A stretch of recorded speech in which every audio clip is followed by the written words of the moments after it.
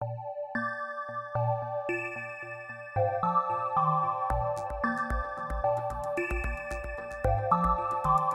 yo soy Nacho Viñolo, soy arquitecto técnico y arquitecto de formación y socio de Mote Viñolo Arquitectos, un estudio de arquitectura implantado en Cuenca.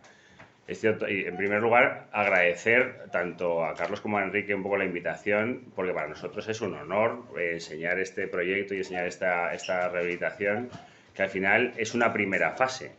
Comentaba Carlos esas primeras reuniones hace casi 2 años y medio, en las cuales le contábamos un poco lo que el planteamiento original, antes de hacer cualquier toma de datos, era simplemente, después de haber tenido la inmensa alegría de que contactase con nosotros Jenny y Pablo para plantearnos la restauración del edificio, y lo planteamos con una restauración muy ambiciosa a todos los niveles, no solo la restauración de las fachadas exteriores, que es verdad que tenían un estado de degradación importante, fundamentalmente algunas zonas, sino también algunos de los espacios interiores, alguna zona de cubierta donde pues, ha habido todo tipo de intervenciones a lo largo de los últimos siglos casi.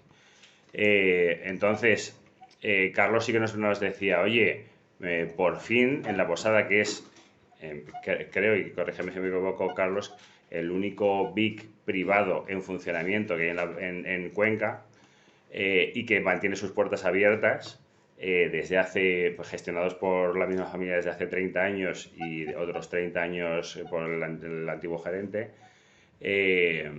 pues que se asume un proyecto de restauración de forma más o menos integral, es decir, que afecte a todo el edificio y no hacer actuaciones puntuales.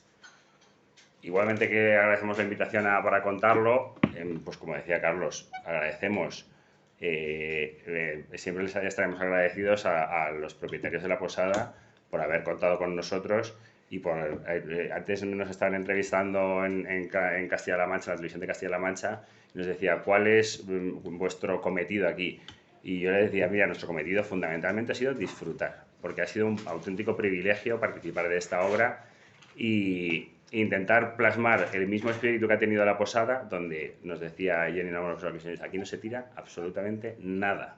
O sea, el pavimento que tenemos, si se nos rompe una pieza, intentamos recuperar, y si no conseguimos recuperar nada, nos vamos a un rastro, nos vamos a otro rastro para intentar conseguir algo que sea parecido. Pues esa misma pasión que le ponen los propietarios y los gestores de este inmueble, hemos intentado transmitirla a todo lo demás. Cuando nos planteaba Carlos la participación en esta jornada, que además entendemos que hay gente que tiene una formación mucho más especializada en el conocimiento de los materiales, de los yesos, de esos materiales tradicionales, y desde el estudio tanto académico como de laboratorio, arquitectos que han trabajado también para la administración y que han intervenido en proyectos también singulares, decíamos, ¿qué podemos aportar nosotros en ese sentido? Entendíamos que una parte fundamental, y a lo mejor es un poco como ya entrar ya más que en el criterio de restauración, como decía antes Daniel, sino en una especie de, que para nosotros es algo fundamental en este edificio, un poco más, casi diría como poético, es decir, cuál es la función del arquitecto en el proceso de restauración.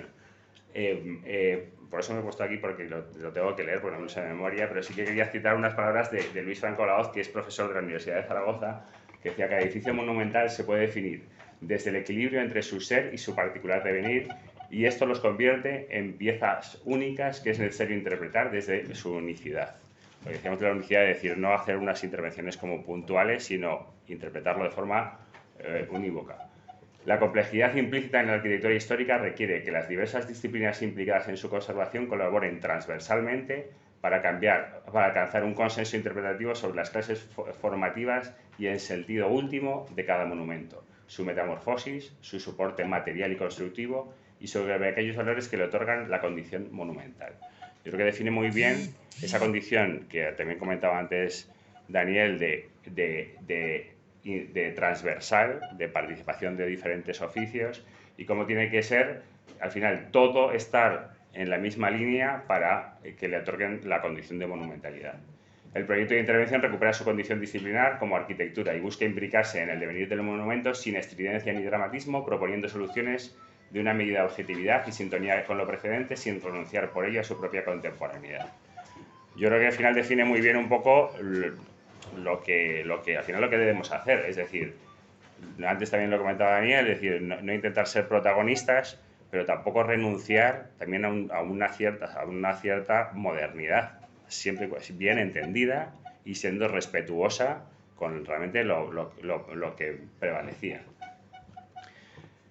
Aquí, de hecho, antes, el otro día dudaba sobre si poner el ejemplo, pero es verdad que estaba escuchando la radio, el otro día escuchaba a un cómico, Ignacio Farray, que es bastante heavy y que decía, y que me parecía que era bastante en sintonía con un poco todo esto.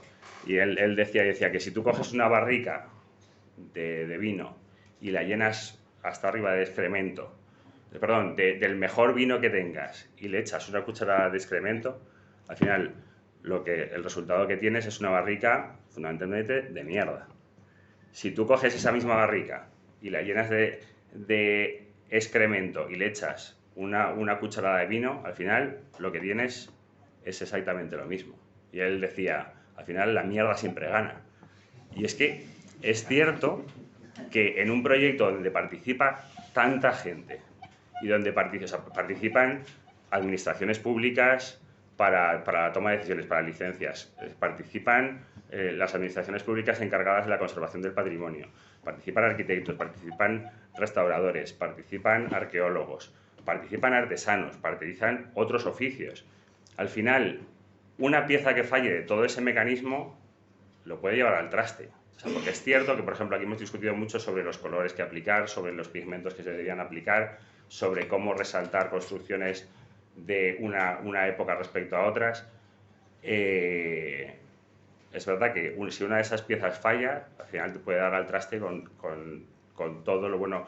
Una cosa, por ejemplo, que luego os contaré, que nos preocupa fundamentalmente, es un tema que no es objeto de esta obra, de esta primera fase, es la portada principal, donde hay que tomar decisiones que pueden ser relativamente polémicas. Pero eso es una parte más de nuestro trabajo. Cuando decíamos, bueno, todas esas partes, voy a hacer una especie como de rápido resumen por todas esas partes que han participado y yo luego explico un poquito más la obra en particular. Cuando decíamos el monumento, aquí no estamos hablando de arquitectura monumental, aunque hay una parte que es casa-palacio, pero esa casa-palacio no estamos en la catedral, no estamos en una iglesia monumental, como saben, en un edificio monumental como tal, sino que tiene mucho más que ver con la arquitectura vernácula, con la tradición castellana de construcción de los siglos XVI y XVII. En ese sentido, me citaba a Rudowski que decía la arquitectura vernácula no sigue los ciclos de la moda, es casi inmutable, inmejorable, dado que sirve para su propósito a la perfección. O lo que decía Ruskin que respecto, pues decía de este tema como de un poco poético, de decir, ¿qué transmite la posada?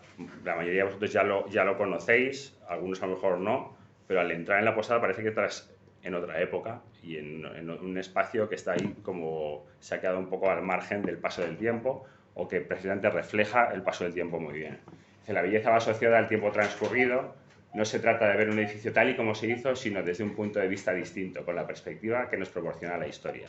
La imagen que se muestra es un cuadro casi coetáneo a la posada, casi coetáneo a la posada de 1761, que es El tiempo ahumando la pintura de William Hogarth, que al final refleja lo que decía Goya, que decía el tiempo, que es también quien pinta. Es decir, realmente la obra de arte es la obra de arte, es el monumento, pero también es su evolución, cómo ha transcurrido, cómo ha pasado el tiempo a través de ello. En ese sentido sí que también citaba una obra de El elogio de la sombra de Tanizaki, que habla del shutaku, que dice que en japonés también tienen el término nare, que es ese peculiar brillo que nace de la grasa, que de forma natural va penetrando en esos lugares que a lo largo de los meses y años han estado en contacto con la mano humana y han recibido el frote. Ahí tengo que luego, de hecho, lo intentaré sacar una muestra que nos prestó, porque no puedo decir que nos dio, Luis Prieto, que es un maestro artesano del que luego hablaré, de una cosa que le llaman dorodango, no sé si lo conocéis. Es una técnica japonesa que precisamente lo que hace es esto, hablar del sutaku. Es una bola, luego cuando la enseñe la tenía que haber sacado, lo podéis ver, que es como hacer las pelotas de arena con las que todo el mundo de pequeño se tiraba en la playa, pero a esa pelota de arena se le va trabajando con la mano, redondeando con la mano y se le va añadiendo yeso y pigmentos. Y al final el resultado no se sabe si es piedra, pero cuando la coges y ves que no pesa, te das cuenta que eso no es piedra. Y tiene, o sea, realmente en el jabón se utiliza como una técnica también antiestrés, pero tiene ese brillo de la grasa del cuerpo humano que es completamente alejada al brillo que entendemos en occidental, que es pulir las cosas y sacarles brillo, como por el brillo de lo nuevo. En ese sentido, también citaba a Luis Franco que decía que la arquitectura es el escenario de lo que sucede, en el que sucede la vida y por ello puede materializar emociones y sentimientos colectivos. Yo creo que eso es bastante coherente con lo que realmente significa la posada y hemos intentado transferir a las decisiones en obra. Igual que está digamos, el monumento como tal, la esencia de ese monumento, están las administraciones públicas. Y en ese sentido, pues siempre se ha ido de la mano del Servicio de Cultura, que lo hemos entendido siempre como un aliado, tanto en la definición un poco de criterios como en las recomendaciones que nos hacía, por ejemplo, de incorporar los técnicos a una restauradora para la obra de la portada, para la actuación en la portada. Pero no solo eso, también, pues, por ejemplo, con el consorcio Ciudad de Cuenca, que ha establecido una financiación para esta obra y una subvención para esta obra, de una forma además, que es una línea para restauración de edificios singulares, que no hace que la justificación de la subvención que tengas que hacer sea muchísimo más compleja que la obra en sí, que lo cual es bastante coherente, porque hay veces que tramitas una línea de subvenciones, como en este caso también habíamos explorado, hay algunas de las líneas de subvenciones que habíamos planteado que se solicitaron hace 3 años y todavía, después de, creo que son 7 o 8 requerimientos, todavía no hemos obtenido respuesta. Pues es cierto que esa coherencia en decir, oye, pues la justificación de la inversión realizada con todas las comprobaciones que sean oportunas, como no puede ser de otra manera, pues es realmente lo que también permite que muchos propietarios puedan llegar a afrontar algunos gastos que son significativos. En la imagen se puede ver también unos cuadernos editados por el Consorcio de Santiago, que nos parecían también que era una línea que nos parece interesante, que es como cuadernos de recomendaciones respecto a la recuperación de oficios tradicionales. Esto ya fue editado hace un tiempo y entendemos que es verdad que es algo que puede ser bastante práctico, como establecer criterios para tratamientos de aspectos, en este caso de rejerías, puntuales en obras de restauración dentro del casco. A partir de ahí ya empezamos, o sea, pues una vez que hemos tenido reuniones con la propiedad, un poco estableciendo esos contactos previos y con el Servicio de Cultura, hacemos una labor de lo que habéis estado hablando anteriormente, de documentación, fundamentalmente, es decir, dónde estamos trabajando, qué significado tiene, la historia de este edificio. El edificio es bien de interés cultural desde 2006. Fue la casa palaciega de Juan Bautista Martínez del Mazo, yerno de Velázquez. De hecho, yo luego, como hemos estado aquí mucho tiempo, en algunas de las visitas guiadas que veíamos que pasan por la portada, se dice que la puerta de la posada es la puerta que aparece en las Meninas. No, en las Meninas. Eso no está documentado, ni datado, ni nada, pero como anécdota para lo que has visto es verdad que puede quedar muy bien. Es verdad que se convierte en el Colegio de San José por la voluntad expresa del canónigo Diego Mazo de la Vega, el cual no llega a ver el Colegio de San José, el Colegio de Infantes del Coro que cantaban en la catedral. No llega a ver en vida el colegio abierto. Él lo establece en su testamento, da la dotación económica para que se cree y establece como condición que esté en las inmediaciones de la catedral, vinculado a la calle de San Pedro y en esas inmediaciones. Todo esto viene del Archivo Capitular de Cuenca a raíz de las investigaciones que se han realizado. Y es Pedro Zapata, que es el prior y el encargado de la ejecución del testamento, en el que en 1668 ya abre el Colegio de San Josef para los infantes del coro. Está funcionando pues hasta principios del siglo XX. De hecho, hay varios libros que está documentado todos los infantes que han pasado por el colegio año tras año como infantes del coro. Ya a finales del siglo XIX y principios del XX es un colegio que prácticamente ha quedado en desuso, quedan muy pocos infantes estudiando y cierra sus puertas a principios del siglo XX. Hasta que a mediados de siglo se abre con instalación hotelera por parte de Fidel García Berlanga y en el año 53 y en el 83 cambia de manos y lo gestiona la familia que está actualmente, Jenny, Pablo y Antonio. Y de ahí hasta aquí, es decir, la posada ha sufrido transformaciones en el siglo XX, pero realmente el espíritu de lo que era se ha podido mantener. Ya empezando a trabajar en la labor de documentación, hay una parte que nos parece fundamental y es la parte de dibujo, que al final es la herramienta que fundamentalmente tenemos los arquitectos para trabajar. Había, como decía antes Carlos, había los planos originales de la declaración de Vic. Estaban proyectos de diferentes tipos de reformas, de actuaciones, por ejemplo, las chimeneas de la cocina, reformas en la cubierta, pero al final era importante dibujar y entender el proyecto. Nosotros es verdad que siempre hemos defendido el dibujo a mano como técnica de dibujo, y en este caso, después del dibujo a mano también, lo que se planteaba como necesario era utilizar BIM, que es verdad que no lo utilizamos en todos los proyectos, pero en este caso nos parecía importante tenerlo por la complejidad del espacio. Es decir, no hay dos forjados que sean horizontales en diferentes plantas, hay espacios que se meten debajo de otros, se imbrica con el edificio justo anexo, hay alguna cueva excavada. Eso nos obligaba a tener la necesidad de tener una especie de volumetría conjunta, a modelarlo de forma integral para entender exactamente por dónde pasaban instalaciones, estructura y todas las reformas que se habían realizado, que realmente muchas de ellas tampoco estaban documentadas. Y esto realmente es lo que nos da la capacidad luego de intentar empezar a tomar decisiones, porque al final luego eso es la base, a partir de ahí luego lo que se puede seguir trabajando.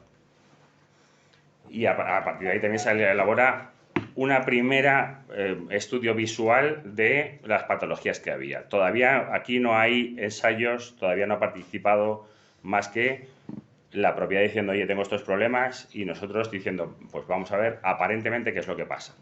Y ahí aparecen, pues se hace una especie de selección de ámbitos donde hay problemas. Aparece esta construcción de aquí, a ver si consigo recuperar.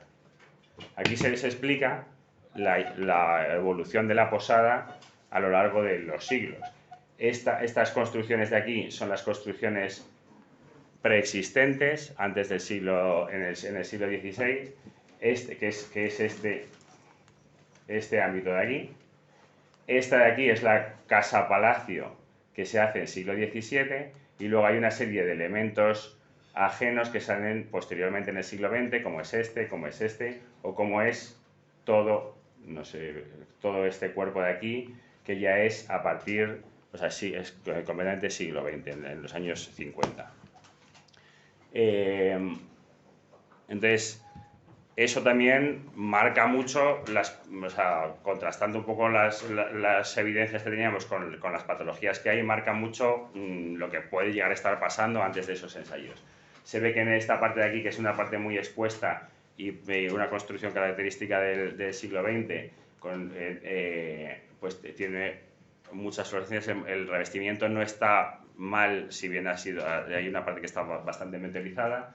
Tenemos toda esta esquina de aquí, donde era lo que peor conservado estaba y que aparentemente era el mortero primigenio, el más antiguo de todos. Tenemos una zona de mampostería con sillería en las esquinas que estaba relativamente bien conservada, si bien había sido parcheada por todos sitios con morteros de cemento, con reparaciones puntuales, y había una zona que había sido objeto de restauración en los años 90 y que aparentemente era un mortero de cemento con un encalado por encima, pues con una ejecución, bueno, que podía llegar a ser mejorable por luego los problemas que habían tenido en los encuentros con las maderas. Eso mismo, bueno, aquí se puede ver un poco las fotografías de cómo estaba. Aquí se pueden ver un poco esa esquina que era la que entendíamos que tenía el revestimiento original, cómo estaba ese revestimiento original y en comparación con el revestimiento que había sido restaurado en los años 90. De hecho, aquí sí que se puede ver, por eso nosotros entendíamos que era un mortero de cemento, porque aquí parecía que estaba rematado, puesto una regla directamente y rematado luego con un encalado por encima de prácticamente un milímetro. Es verdad que en esa parte se podía ver muchas veces en la fábrica de ladrillo, que se había utilizado un ladrillo del siglo XX para hacer esas recuperaciones. Y algunas de las maderas es verdad que eran chapados de madera que se habían puesto para proteger la madera preexistente. No sé si os habéis fijado cuando en la segunda diapositiva que aparecía una fotografía original de los años 50 de la posada, realmente no tenía nada que ver con esto. O sea, la madera no aparecía en los años 50 en la fachada, y estos son a raíz de tampoco existía este cuerpo construido, y es a raíz de las diferentes rehabilitaciones cuando aparece la madera en fachada. Igual que en las casas colgadas, pues le ha podido pasar exactamente lo mismo.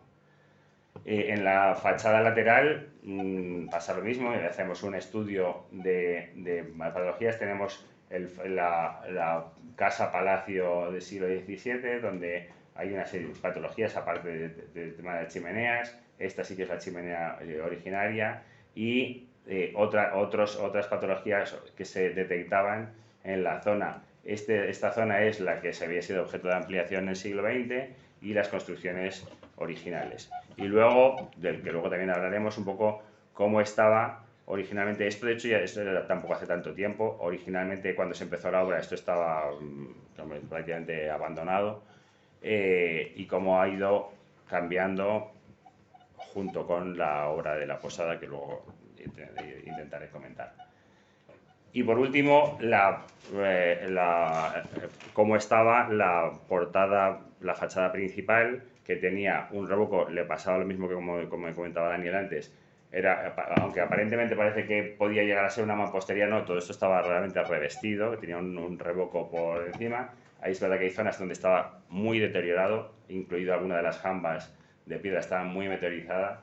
Y luego tenemos la portada, que después de conversaciones con el Servicio de Cultura, al final decidimos que era mejor pasarla a una segunda fase para poder contar con estudios adicionales y con un proyecto de restauración en el que se pudiesen adoptar un criterio de una forma más pausada. Al final entendíamos que esto no es un proyecto que tenga que ser de hoy para mañana, sino que al final hay veces que merece la pena decir, oye, vamos a parar, vamos a dar un paso para atrás e intentar que las decisiones que se tomen, porque hay decisiones complejas, o sea, tenemos a San José, que es una escultura que realmente no es original, es una escultura de siglo XX. Tenemos la hiedra, que realmente es agresiva para la fachada, pero ha compuesto una identidad también para esta portada. Tenemos impostas que han llegado a caer, tenemos las jambas que están absolutamente deterioradas. Entonces eso, al final se decidió, oye, en esta primera fase no lo vamos a cometer, vamos a reflexionar sobre ello, vamos a tener el proyecto de restauración y sobre eso se pasa a una segunda fase. A partir de ahí, y todo esto también a raíz del curso del año pasado, en verano del año pasado, de revestimientos tradicionales en Toledo, contactamos con David y con Esther para que la Escuela Politécnica de Madrid haga un muestreo de los revocos que tenemos. Partiendo de la base que nosotros teníamos una idea como preconcebida de realmente esto puede ser este tipo de material. Se hacen 3 muestras, una sobre el revestimiento que entendíamos que era el original, la muestra 2, la muestra 1 sobre el que creíamos que era un mortero de cemento con un encalado por encima.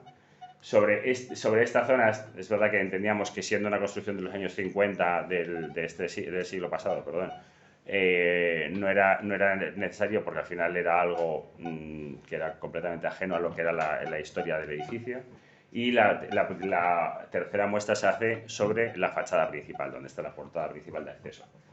A partir de ahí se hacen análisis por difracción de rayos X, estereomicroscopía y microscopía electrónica de barrido, y con resultados que en algunos casos también nos llegaron a sorprender, que de hecho ahora hace un momento comentaba también con David.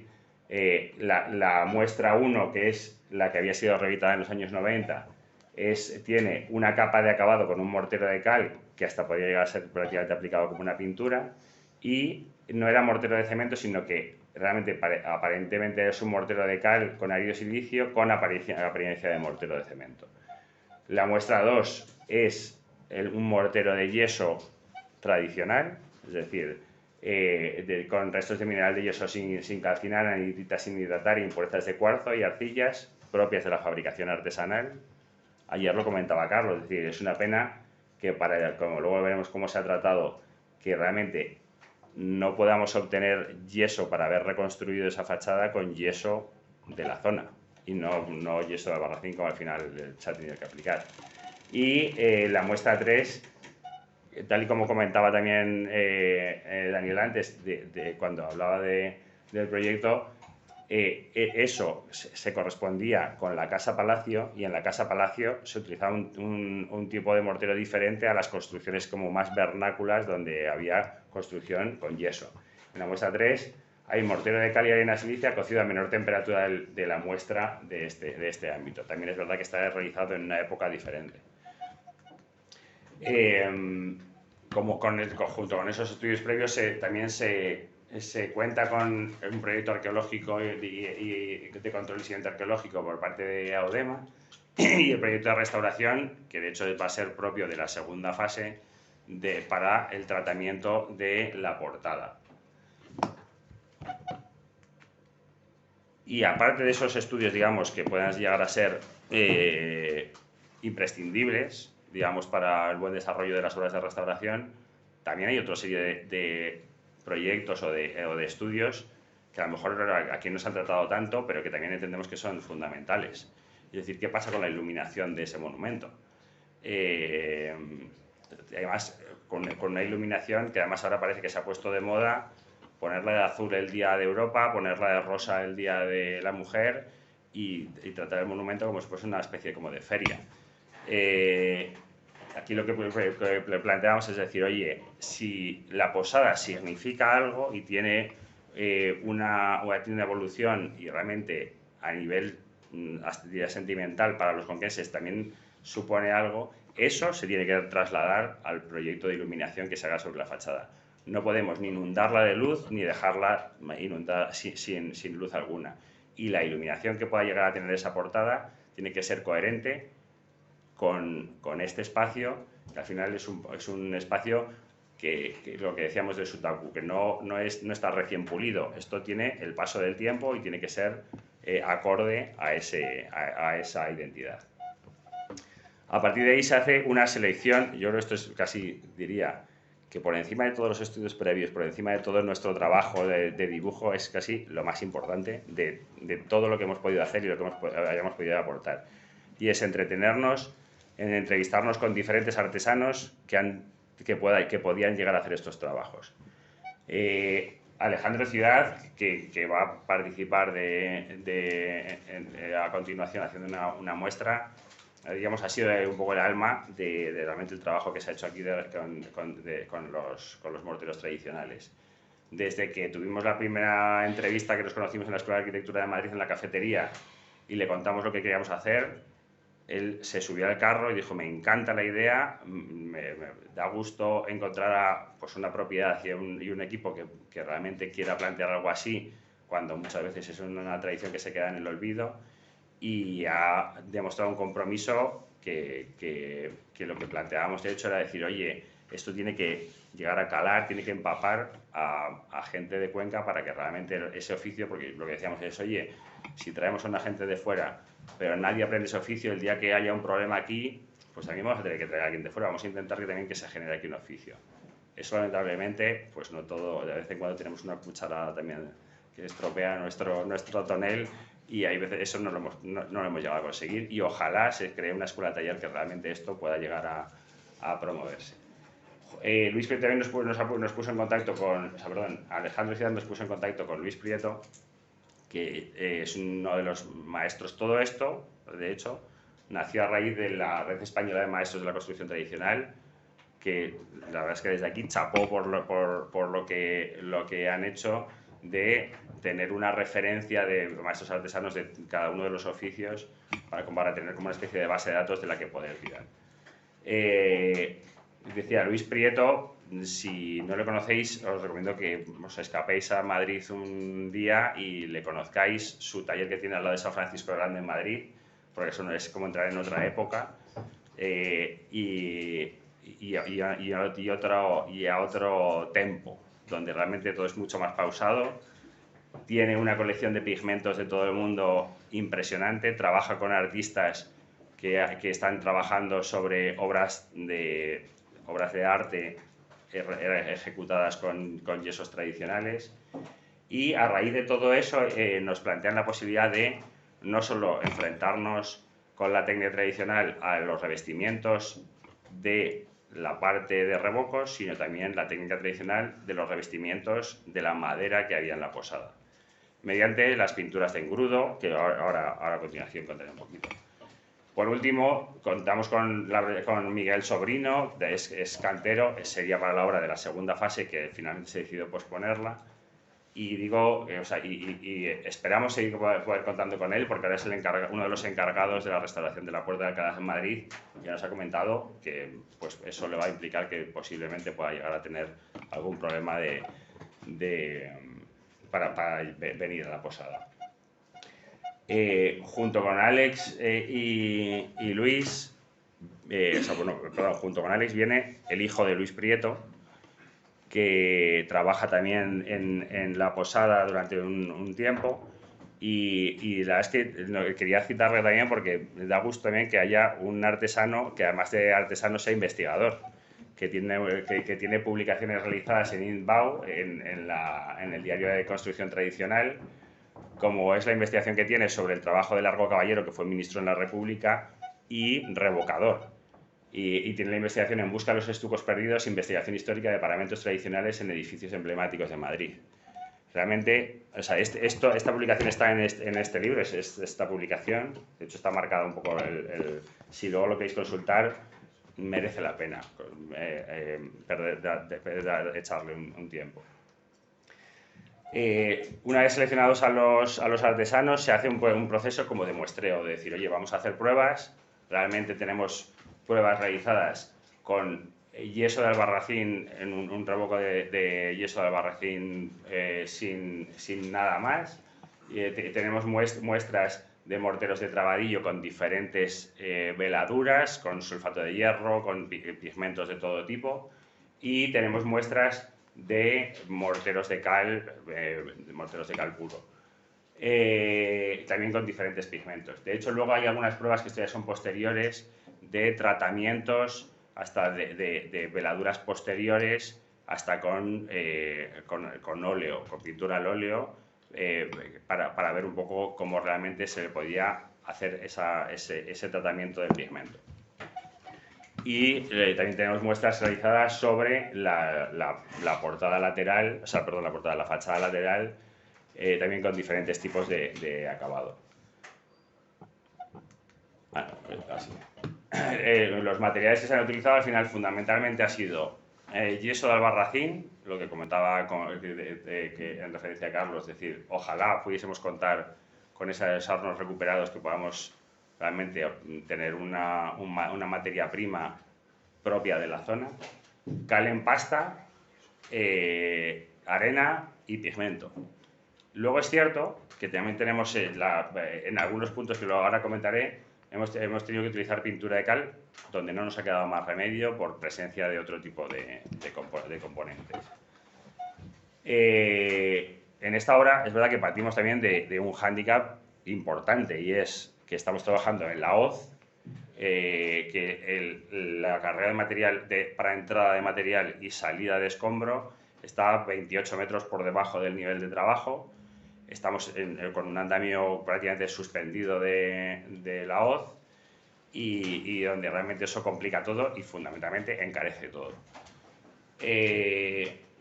Ahí me marcaba desde que quería incorporar esta fotografía porque, claro, yo al principio, aunque habíamos leído algo al respecto, te lo planteas como algo que es, sin ser especialista en el estudio de materiales, parece que dices, joder, esta gente no ha almorzado y le está echando miel al revestimiento.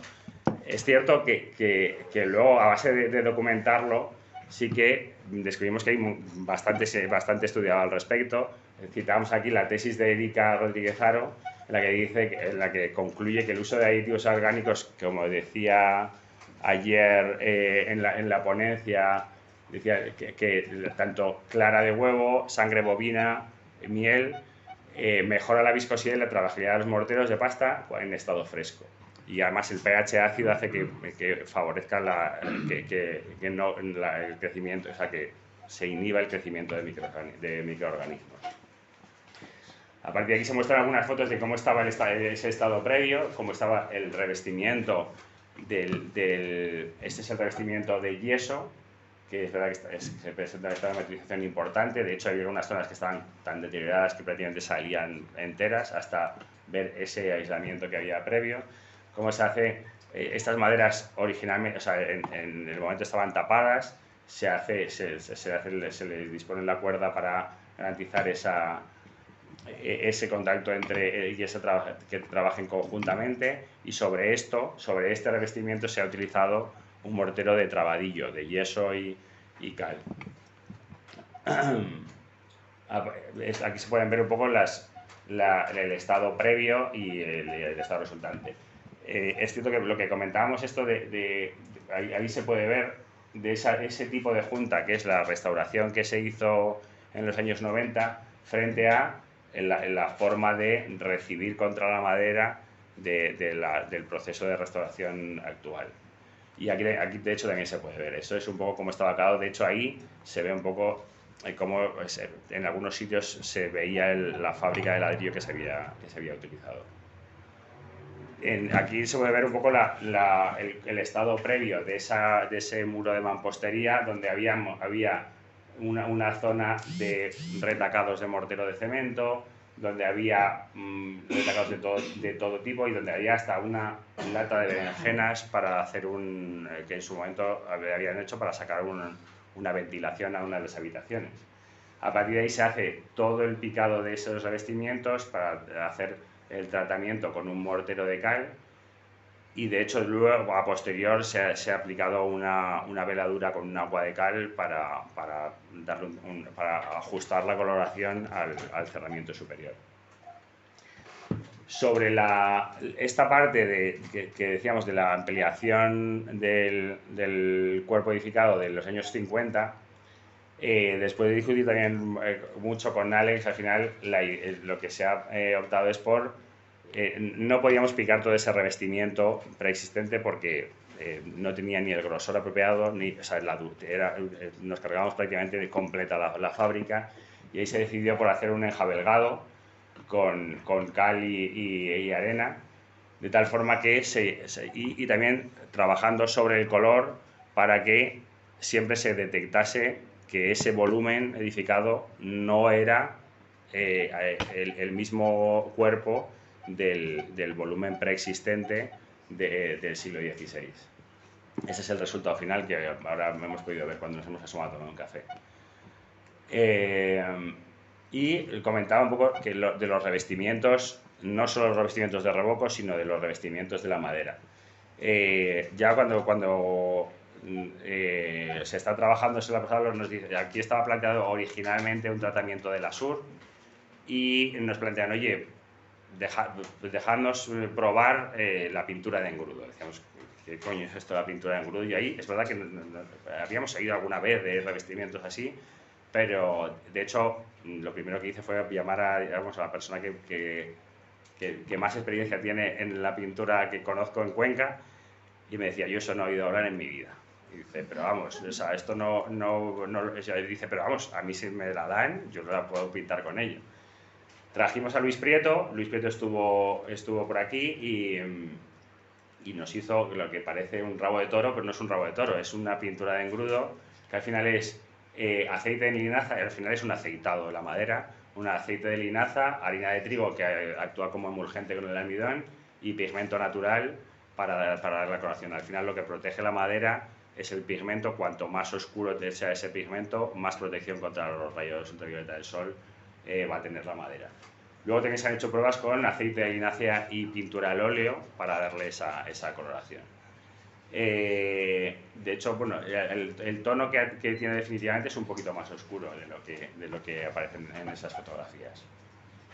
Y luego nos encontramos con algunos casos donde, como comentaba, tampoco hay muchas posibilidades para utilizar técnica tradicional, porque tienes un revestimiento que una de dos, o lo derribas por completo, o tienes pinturas, como son estas pinturas de aquí, pinturas plásticas al exterior, que no salen de ninguna de las maneras.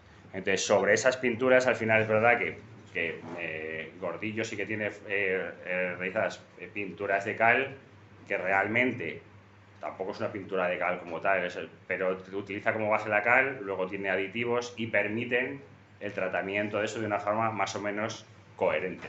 Teníamos son ámbitos muy limitados, teníamos este ámbito vinculado aquí al lado al restaurante, a la terraza del restaurante, y este ámbito de aquí, que no es una intervención de estas artísticas, sino que era la pintura que tenía originalmente esa terraza. Entonces ahí es verdad que fue en los sitios donde se utilizó la pintura de cal. Y al final el resultado es este, que es el que hemos podido ver. La idea era no utilizar los mismos colores y que realmente se entienda ese significado de construcción de otra época del volumen en un primer plano, y el tratamiento de todo este muro de mampostería. Aquí todavía no se ha tratado la base porque era la parte más accesible, y el entendimiento de la parte histórica como un conjunto unitario, de tal forma que realmente tuviese la morfología de cómo había sido originalmente.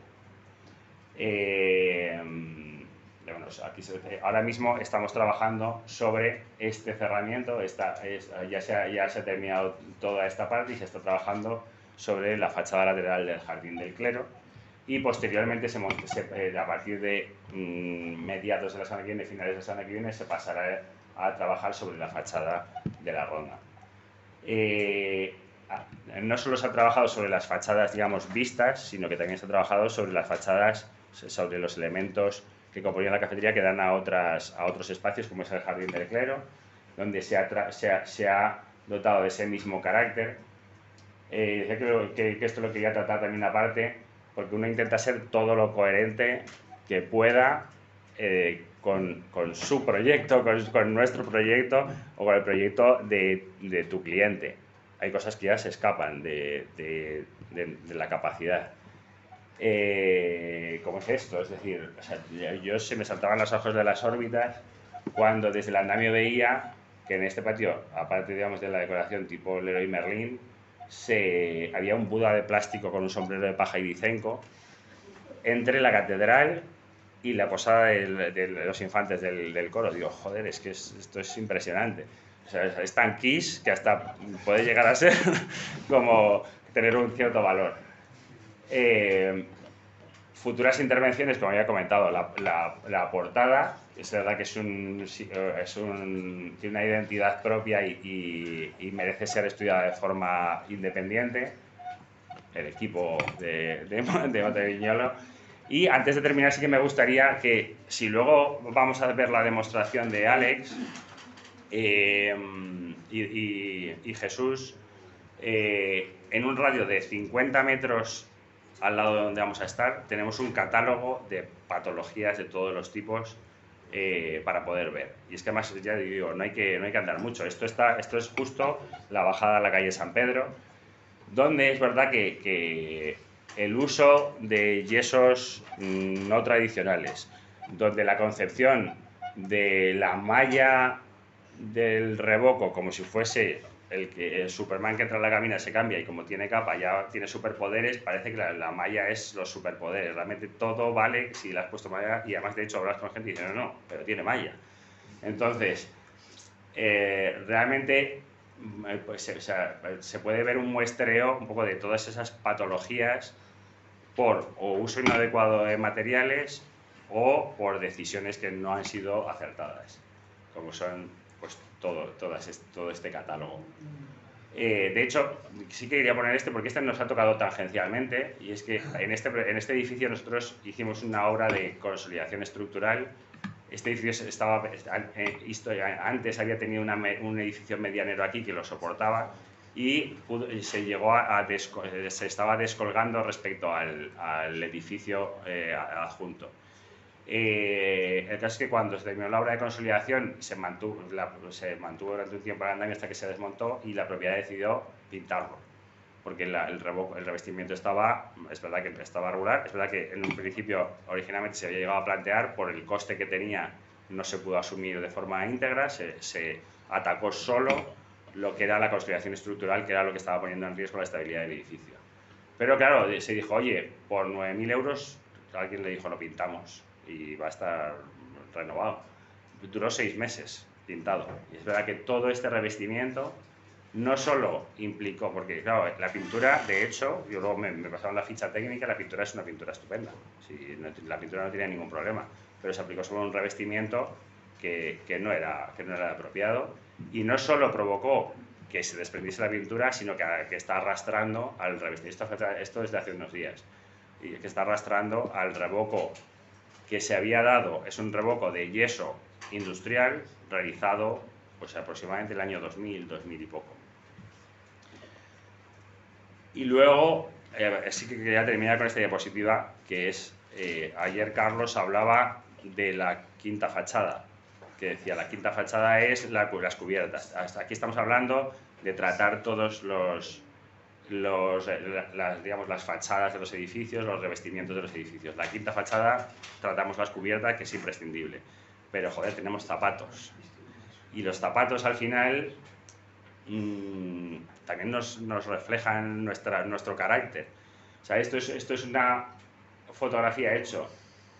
Tampoco es el mejor empedrado con guijarro, pero, porque no está orientado, no está tan trabado, pero realmente marca algo que está hecho de una forma más o menos pensada.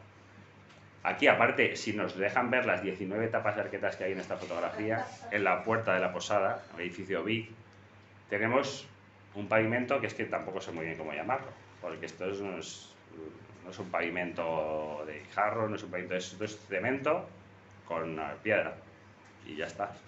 Entonces, cuidemos nuestros revestimientos, cuidemos nuestras cubiertas, pero por favor también vamos a intentar cuidar nuestros zapatos. Y yo creo que esto es todo. A partir de ahí podemos dar una vuelta. Bueno, ya hemos visto las fachadas del lado del Huécar. Podemos ver las muestras que os he mostrado en la fotografía en la portada principal. Y a partir de ahí, si queréis damos una vuelta por lo que decía, por justo alrededor tenemos bastantes fotografías que ver, y sobre todo disfrutar de la muestra que nos va a hacer Jesús y Alex, que de verdad da gusto verles trabajar.